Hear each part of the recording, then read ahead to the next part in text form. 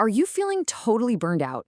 Like you're just constantly pushing a giant boulder uphill in a world that never ever stops? Well, what if I told you there's an ancient idea that might be the perfect antidote? It all starts with a question that might sound a little strange at first. Seriously, let's just pause on that for a second. We are all taught that success comes from grinding harder, pushing more, just pure willpower. But what if that's only half the story? What if the real key to doing our best work, and maybe even finding a bit more peace, is learning how to work with the current instead of always fighting against it? Believe it or not, the ancient Daoist masters, like the famous Laozi, had an answer for this. It's a concept called Wu Wei. And it's an idea so powerful, it can completely flip how we think about achievement. But to really get it, we first have to be clear on what it isn't.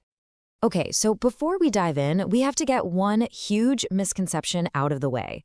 The literal translation of Wu Wei is something like non-action, but honestly, that's super misleading. This is not about being lazy or just sitting back and doing nothing. Nope, it's actually the exact opposite. And you can really see the difference here. Inaction is just checking out, a lack of engagement. But Wu Wei is all about mindful awareness. It's paying close attention. While inaction means you withdraw your energy, Wu Wei is about strategically aligning yourself with how things are already moving. It's the difference between avoiding a choice and making a conscious, careful one. One leads to things getting neglected, and the other leads to really efficient, almost effortless results. So yeah, Wu Wei isn't passive. It's a state of deep, intentional engagement. So, now that we've cleared that up, what is it? At its heart, Wu Wei is effortless action. It's about acting in such perfect harmony with the way things are naturally going that what you do feels spontaneous and takes almost no effort at all. It's taking action without all the friction that comes from your ego or just trying to use brute force. To really help us wrap our heads around this idea of effortless action, the ancient Taoists used some absolutely beautiful metaphors. Two of the best ones have to do with the incredible power of water and, get this, the knife of a master butcher. Laozi saw water as the perfect symbol for Wu Wei. I mean, think about it. Water is soft, right?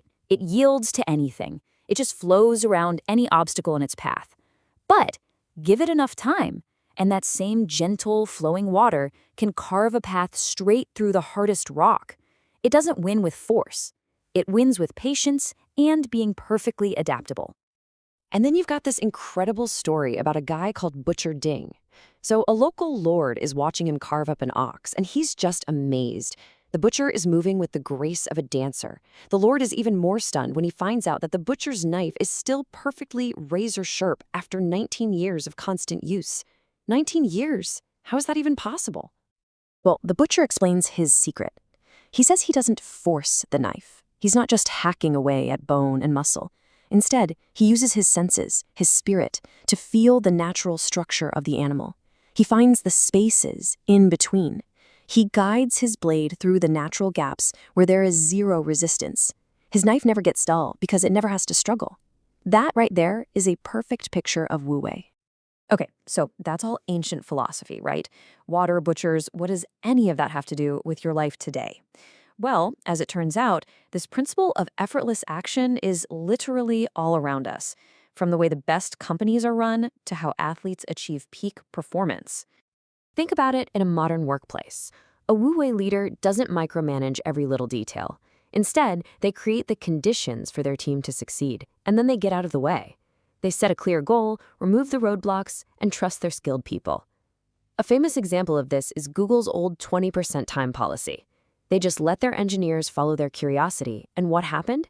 Things like Gmail and AdSense were born. They didn't come from a top-down order, they came from a state of flow. And hey, modern data completely backs up this ancient idea. Just look at the impact of forceful control, the total opposite of Wu Wei. It's crystal clear. Micromanagement absolutely crushes job satisfaction and creativity. When you let go of that desperate need to control everything, you create the space for amazing things to happen all on their own. And this isn't just for big companies. You can apply this to your own life. It's about designing your world to have less friction, making the good habits the easiest path to take. The same thing goes for being creative. You can't force a brilliant idea to show up at 9 a.m. sharp, but you can create the right conditions for it to bubble up on its own. It's all about learning to work with your natural rhythms instead of constantly fighting them. And this links up perfectly with a modern idea you've probably heard of, the flow state.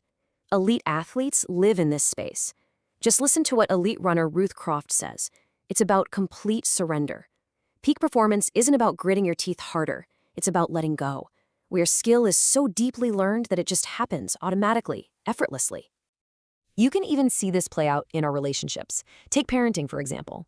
A Wu Wei approach isn't about constant correction and micromanaging a child's every move. It's about guiding them, shaping their environment to encourage good choices, and trusting them to learn and grow. You're fostering independence instead of just imposing your will all the time. Okay, so this all sounds amazing in theory, right? But the big question is, how do you actually start doing this? Let's try to break this big idea down into a few simple steps you can literally start trying today. First up, and this is the simplest, but maybe the hardest, just pause and notice. Before you jump in and react, take one breath. Just observe what's actually going on. Second, ask yourself, what is truly needed here?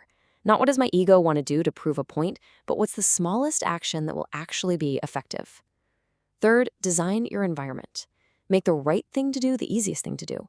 And finally, practice. Just like Butcher danging his knife, it's consistent practice that turns clunky, deliberate effort into graceful, effortless skill. But hang on a second. This brings up a really important question. Is Wu Wei some kind of magic bullet for every single situation? Is going with the flow always the right call? And the answer is a big, clear no. Absolutely not. If your house is on fire, you don't mindfully observe the natural flow of the flames, right? You act, you get out, you call for help, you are forceful and decisive. Wu Wei is a brilliant strategy for navigating complex situations, but it is never, ever an excuse to be passive when direct action is needed to stop someone from getting hurt. So, when you boil it all down, what's the big idea here? Think of Wu Wei as the art of getting things done by not getting in your own way. It isn't about being lazy, it's about profound skill. It's the difference between frantically hacking at the river with your paddle and learning to steer your raft down the current with small, knowing shifts of your weight. The river is going to flow no matter what.